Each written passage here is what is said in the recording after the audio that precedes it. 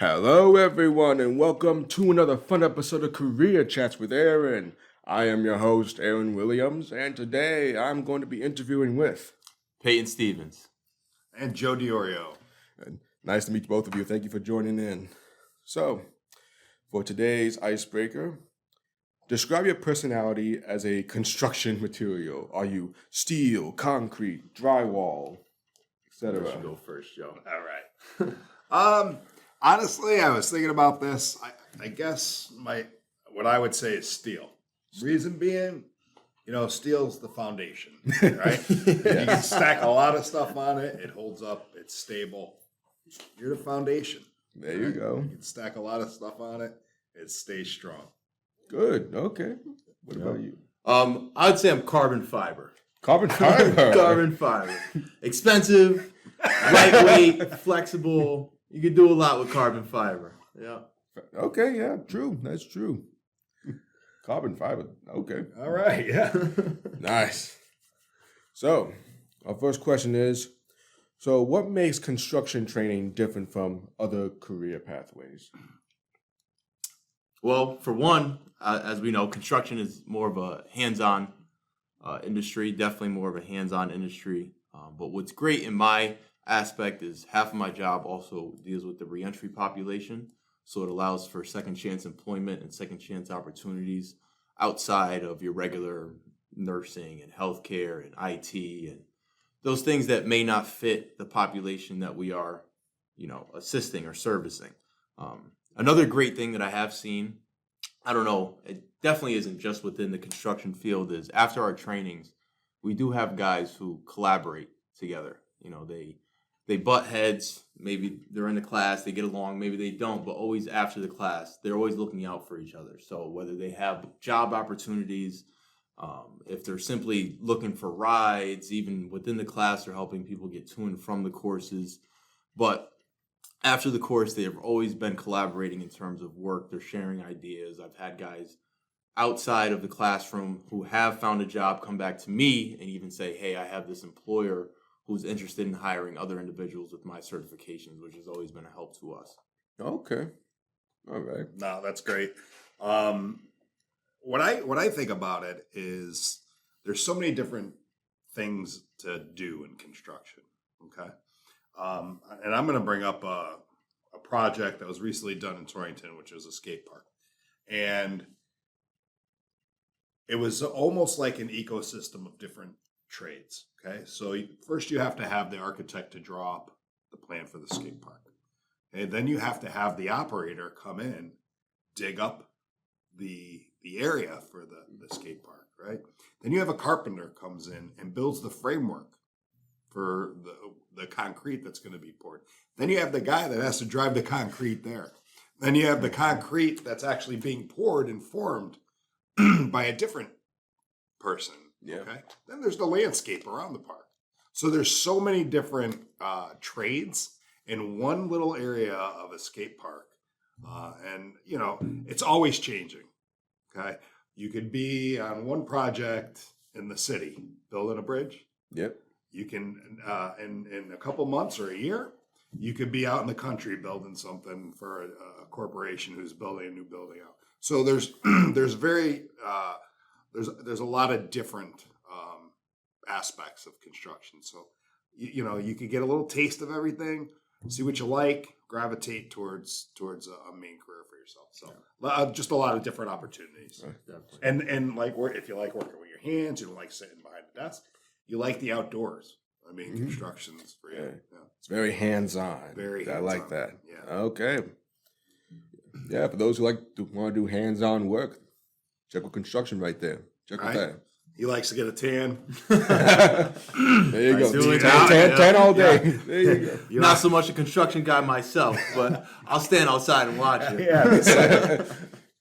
You just stand outside with put your glasses on, Yep. and then you just throw the shades on and I'll observe.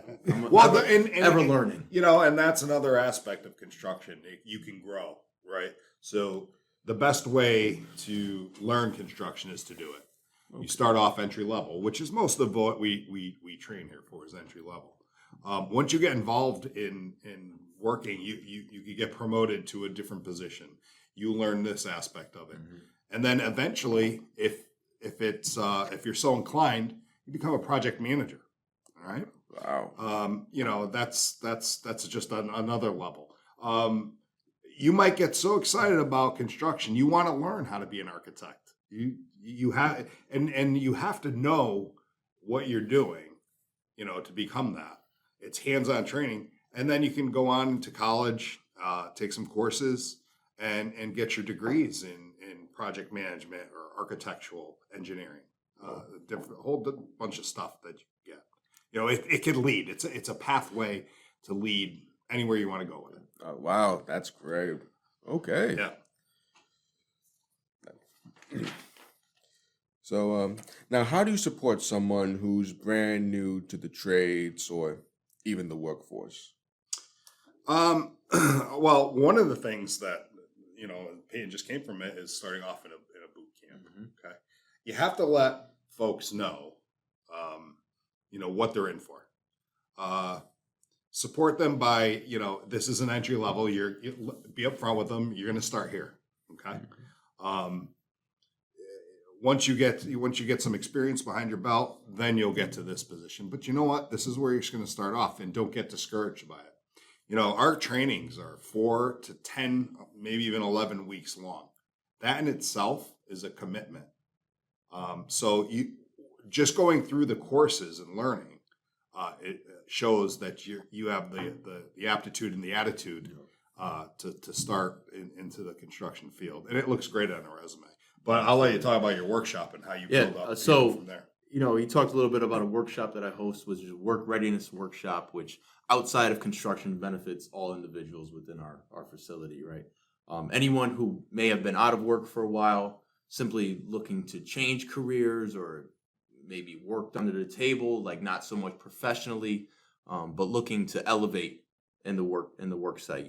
I start off with your job search, your resumes, your interviewing skills, your job seeking skills, what it takes to actually look like a qualified candidate for the position that you're looking for. I even offer them outside of my workshop, other free workshops like Allison.com, which offers a bunch of free different online trainings, whether it's personal development, business development, mental health, healthcare, even construction, engineering, all these small certifications that they can add to their resume to become a better candidate for the position, right?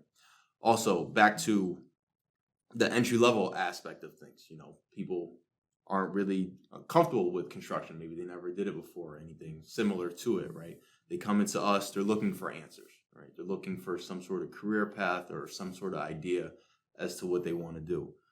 To make them more comfortable is to provide them with every answer that they're looking for, right? Even the answers that they don't know that they have the questions for, right? So whether it's how long the class actually takes to complete the certifications that they're going to need when it comes to actually getting the job that they want, the type of personality that they're going to need on the work site,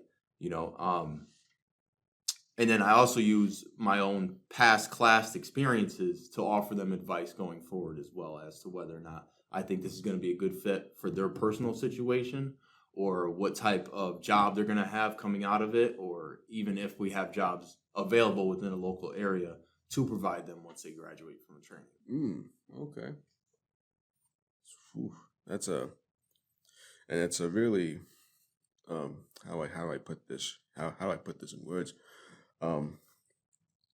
It's like what I said before. It's a variety, and it has this growth, and there we go. That's the main thing. There's growth into this, and absolutely, and that's important for individuals who need to learn the kind of work they're going to do, or make sure they're comfortable in it, and that they don't feel, how do I say that, out of place or yeah, definitely.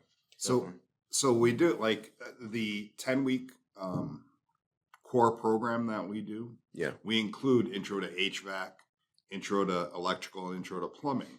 So it gives them they're week long, each one of those courses that we've added on, and it gives them a taste of what they're going to do. So you know what? One week they went through the intro to plumbing, didn't feel real comfortable with that.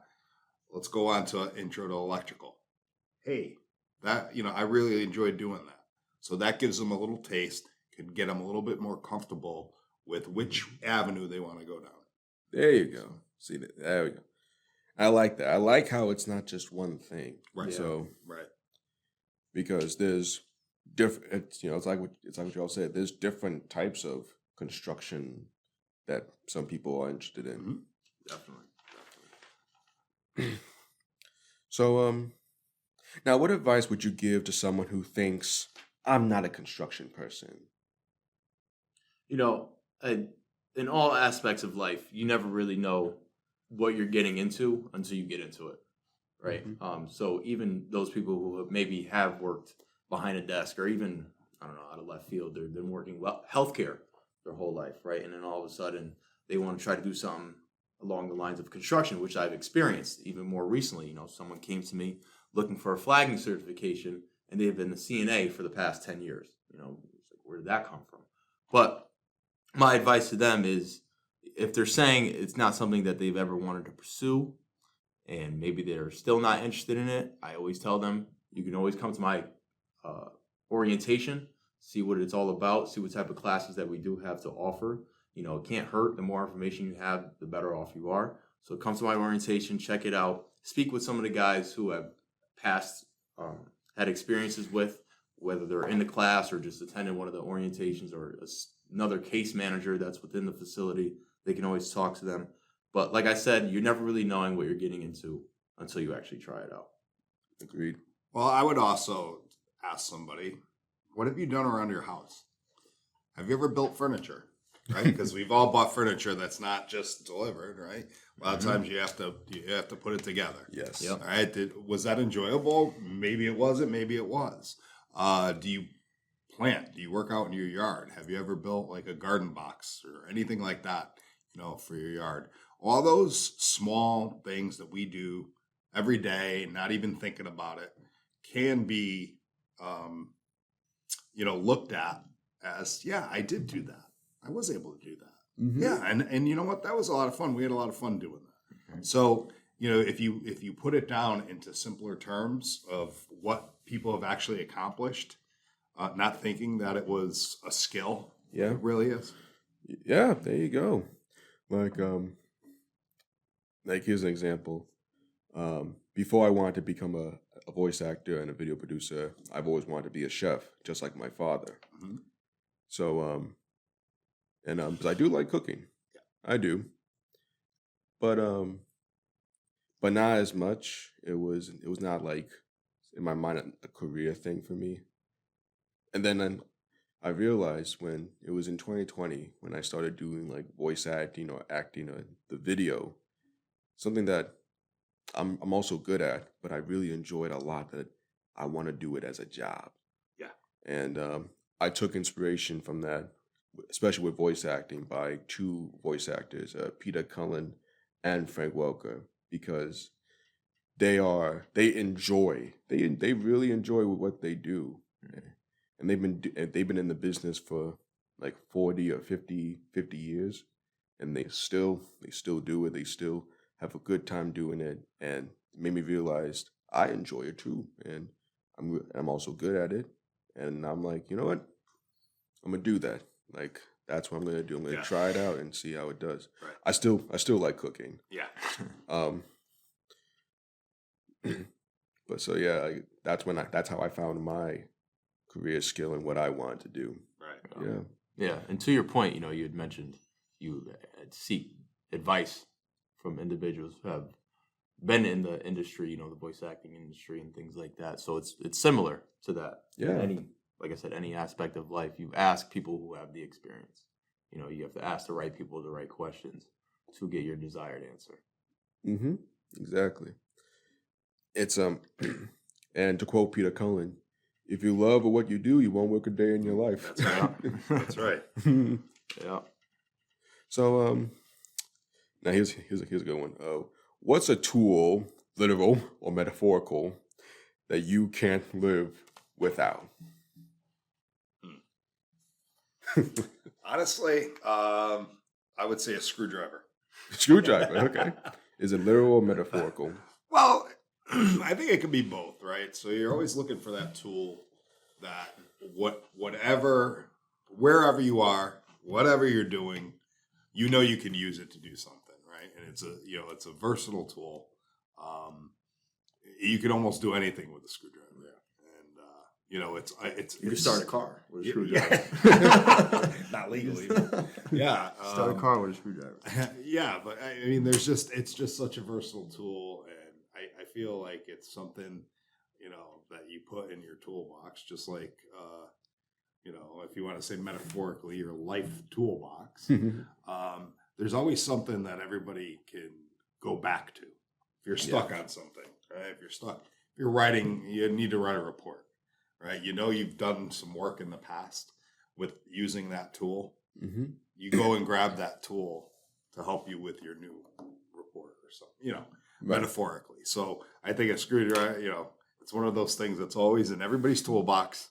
And if you don't think you can figure it out, you grab that screwdriver. Maybe this will work. Loosening things, tightening things. Yeah. There you go.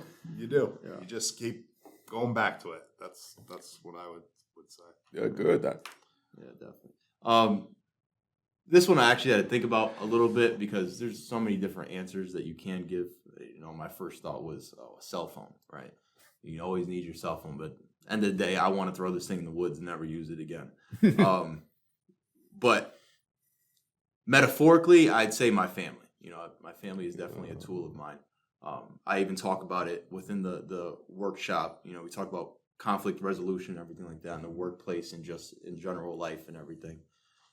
Understanding that your problems don't really exist everywhere, and my family is something that reassures me of that. I have whatever problems going on at work, personal life, dating, whatever it may be, friends, right? I come home, my family's always there to help me through my problems and also completely forget about them, right?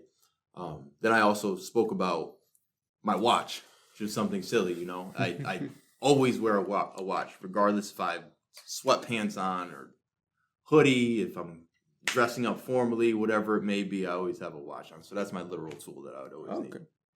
I love the family one. Family, that is important. Very much so. In everyone's life.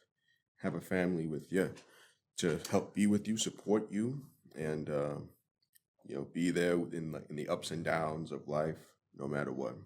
And I'll tell you, when we meet with our participants who are about to enter a class, Mm-hmm. That's one of the things we preach to them.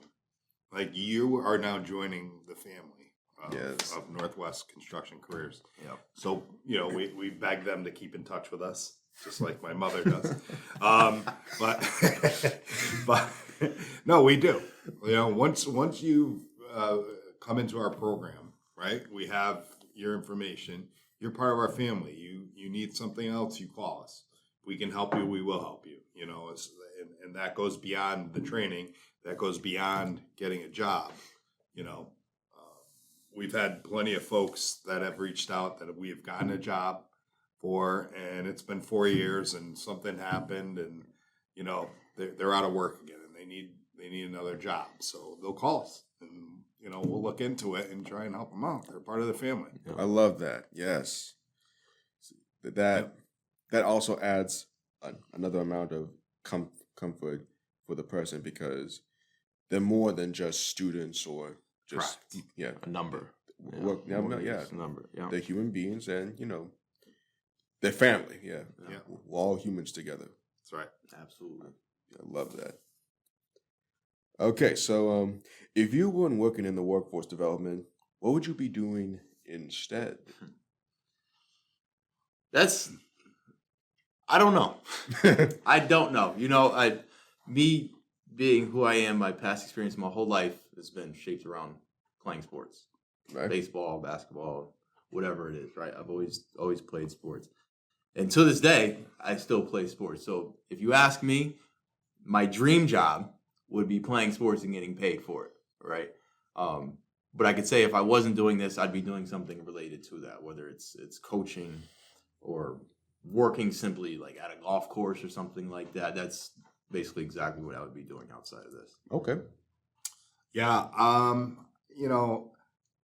I've had a long history in retail. Prior to coming to workforce development, I've been with the agency 8 years now. Yeah. So prior to that was really retail. I have owned some businesses, a bar and a catering business. So if I wasn't in workforce, I'd probably at my age look back and see what I've done prior to coming here. I would tell you that I wouldn't want to leave workforce ever. So I found that this career is extremely rewarding when you get to talk, and sometimes you don't even know how rewarding it is. Definitely. Until you talk to somebody who doesn't do it, and they're like, "You do that? That's outstanding. That's you're helping people." Or you get that participant you help that doesn't call you because they need something. They just want to call you or send you an email thanking you, and that feeling is just amazing. So yes, I wouldn't want to trade that for anything. Absolutely. Good. No matter how little we've helped out participants in the past, whether they came in just for orientation or I happened to see them at like a PSN meeting or something like that, I gave them some sort of information about what we have going on. They've always had an appreciative look in their eye, and that's really all we need to keep going forward and pushing these classes is them being thankful and actually using what they have been presented to their best ability. yes, that's always good when you help people. Yeah, definitely. And it also changes their lives as well, which that should also be like something that you should be really proud of. Yeah, absolutely. Exactly. Beautiful. All right, so here's a funny one. What's something that always makes you laugh, just no matter what? Like, I think my idea isn't necessarily appropriate, but I'm gonna say it. Anyway. Want me to censor it? I'm gonna say it anyway. Cut it if you feel like it, right? It's just in the workplace itself is the amount of different wigs that I see. It's something that always, not to talk badly about the people that I work with, but it is something we all laugh about together anyway, and then also what actually makes me always laugh, regardless of the mood that I'm in, it's Saturday Night Live. Oh, always, okay. Always. I'll be watching Saturday Night Live on a Wednesday. Always. Okay. I can, if I, let me get this right here. It's silly, but I'm going to tell you, if we're going to go, it's entertainment, it's Will Ferrell, and it's Family Guy. I mean, I know I'm a little old to be watching cartoons, but Family Guy is the best. I mean, Family Guy. Yeah. But yeah, and honestly, just getting together with good people, working with good people, I don't know. It makes me smile. We shouldn't say laugh, but it makes me smile. But the Will Ferrell and Family Guy. Will Ferrell. I bust a gut every time. Definitely. Great actor. South Park included. Oh my goodness. There's an episode for every portion of life in South Park. Everything going on, there's an episode for it. Same thing with The Simpsons. Oh my goodness. Yeah. For me, whenever I do voice work, especially when I'm working with others, like voice acting with other people, or regular acting as well, there's always a funny blooper or something funny that always happens. Like if we mess up a line or if we improvise, then we tend to laugh. Like there was one time I was doing voice work for a friend of mine's project, and I messed up a line, and I was like, I was playing this character, and I was like, okay, we have to go. Okay, all right, we have to go and redo this line over and over again. Like I was just improvising, and me and my friends, we were just laughing. We were just playing along with it. Like that's You ever seen those bloopers whenever they mess up a line and they just go along with it? And Usually turns out the best. Yeah, there you go. Usually turns out the best. Absolutely. So that's what always makes me laugh. All right, and one final question is: what piece of advice would you give to our audience about job, life, or construction as well? Well, my advice would be never look at something as unachievable. A lot of times it looks like you have a mountain in front of you, Mm-hmm. right? But if you just put your head down, take one step at a time, you can look back and all of a sudden you're halfway up that mountain and it didn't hurt, right? It wasn't hard. Could have been hard a little bit, but it wasn't really that hard where, you were incapacitated and couldn't go any farther. Just take that one step, keep going. Don't think about it. Just do it. Beautiful. Yeah. Definitely. And to Joe's point, take that one step at a time. You don't have to complete a month's worth of work in one day, unless you procrastinated on that school project that you didn't do. And now you're telling your mom you got a project due tomorrow. And I didn't mean to cut you off there, but you're right. Don't procrastinate. Okay, when something is supposed to be done, do it. There's a speech, and I forget it was from a military admiral, I believe, and he said, going through boot camp, they made us make our bed every day, and it had to be perfect, right?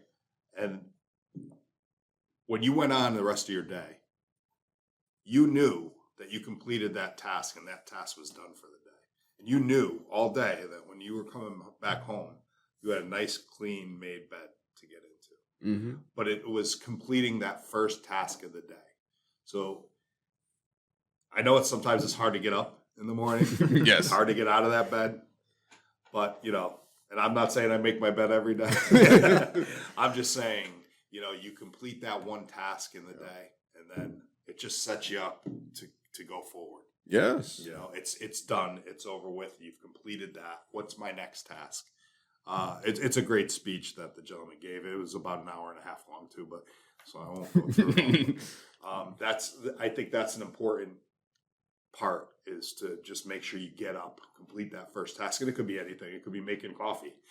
It could be anything, making yourself breakfast. You complete a task and then just go on to the next task. And then you're not looking at it like, what did I do? What do I have to do today? You've already completed one thing. Absolutely. Just go on to the next. Yeah, I like that. Good piece of advice. Thank you. I like to, there's actually a book called Make Your Bed.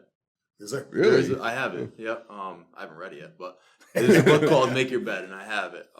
But that's actually something that I do live by, and I have been for at least the past few years, where I call it my first win of the day. Mm-hmm. He called it your task. You handle your first task of business, but it's your first win. You make your bed, and then you keep it pushing. You keep winning, right? Whereas it's a very little thing, but if you don't do it, you're then all of a sudden looking for your first win of the day, right? When it can't be controlled right at home as soon as you wake up. But my other piece of advice is to always, as my supervisor, Rakid, would say, always give yourself grace in life, whatever it is, no procrastinating, but give yourself grace to handle certain situations a certain way. You don't want to let life pass you by, right? But you want to be able to understand you are human. You have emotions. You have to learn how to handle those emotions, and you don't learn how to handle them unless you experience them. So give yourself that grace to fail, to feel, and to keep it going. Beautiful. Good. Yes, good piece of advice. I like that. Keep going no matter what. All right. Well, Joe, Peyton. Thank you. I almost said I almost said Peyton. Thank you. Thank you all for joining today. No, thank you. Thank Of you, course. buddy. Thank This is you. good. Thank you. And hope you all enjoyed this fun episode of Career Chats with Aaron. And as always, keep learning, keep growing, and hold on to your dreams. I'll see you all next time.